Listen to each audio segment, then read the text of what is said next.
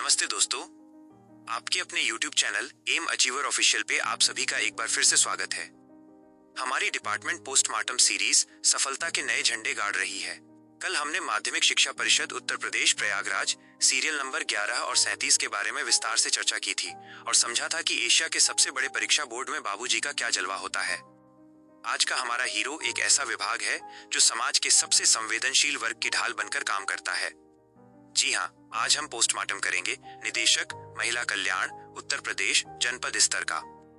यह विभाग विज्ञापन के सीरियल नंबर 12 पर स्थित है।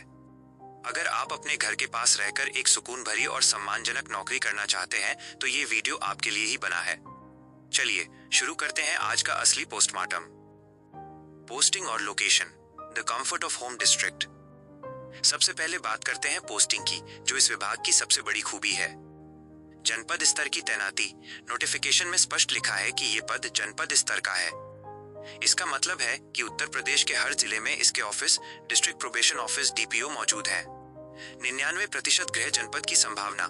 चूंकि हर जिले में ऑफिस है, इसलिए आपको अपना होम डिस्ट्रिक्ट या बिल्कुल पड़ोस का जिला मिलने की प्रबल संभावना रहती है। जो लोग लखनऊ या प्रयागराज नहीं जाना चाहते, उनके लिए ये विभाग जन्नत है। संवेदनशील कार्य क्षेत्र।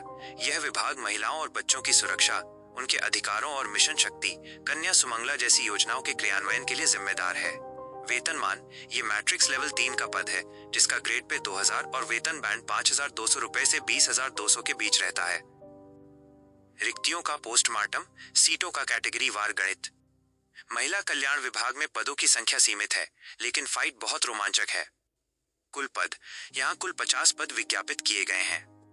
अनारक्षित यूआर 34 सीटें, ओबीसी और ईडब्ल्यूएस अन्य पिछड़ा वर्ग के लिए 10 सीटें और आर्थिक रूप से कमजोर वर्ग के लिए 0.5 सीटें आवंटित हैं। अनुसूचित जाति SC/2 यहाँ SC वर्ग के लिए 0.00 सीटें हैं। ST अनुसूचित जनजाति के लिए यहाँ 0.1 सीट मौजूद है।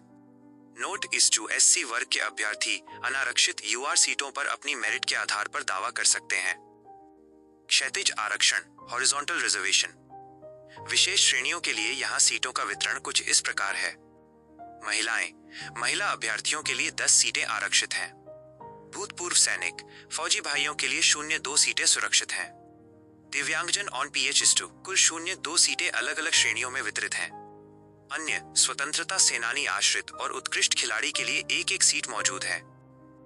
कार्य प्रोफाइल, वर्क प्रोफाइल। क्या करना होगा?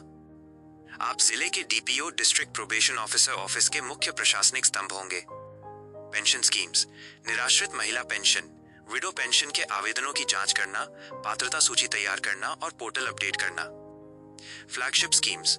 मुख्यमंत्री कन्या सुमंगला योजना और बेटी बचाओ बेटी पढ़ाओ जैसी योजनाओं का डेटा मैनेजमेंट और लाभार्थियों को लाभ पहुंचाना।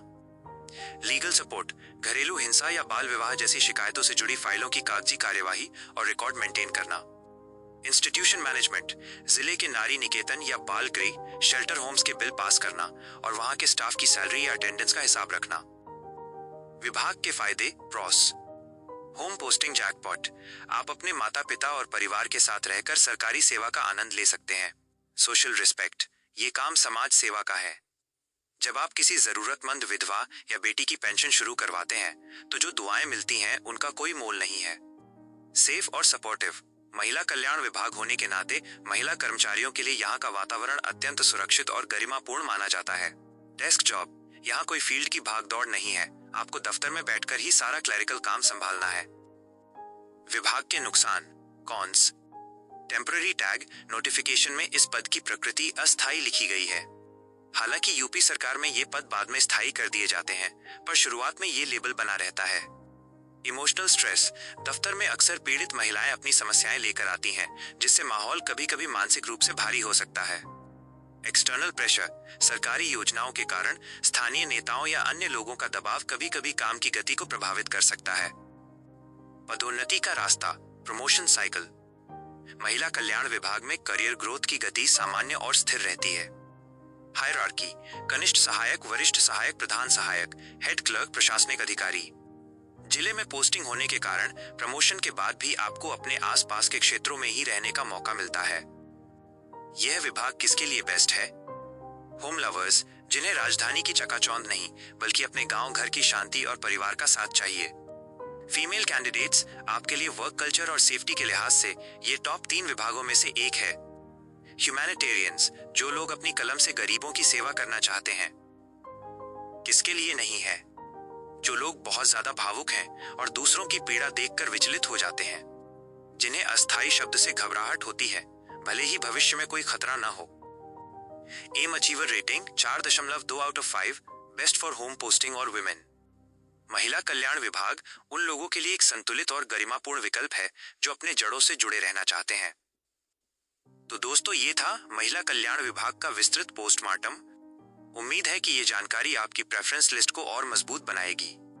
कोई भी सवाल हो तो बेझिझक कमेंट बॉक्स में पूछें। वीडियो पसंद आई हो तो वीडियो को लाइक करें, शेयर करें और अपने चैनल एम अचीवर को सब्सक्राइब करके बेल आइकन जरूर दबाएं। कल मिलते हैं एक ऐसे विभाग के पोस्टमार्टम के साथ जो खेल और खिलाड़ियों के सपनों को हकीकत में बदलता है। राजधानी लखनऊ में स्थित ये दफ्तर पूरे प्रदेश के खेल संघों की धड़कन है। तब तक के लिए धन्यवाद और जय हिंद।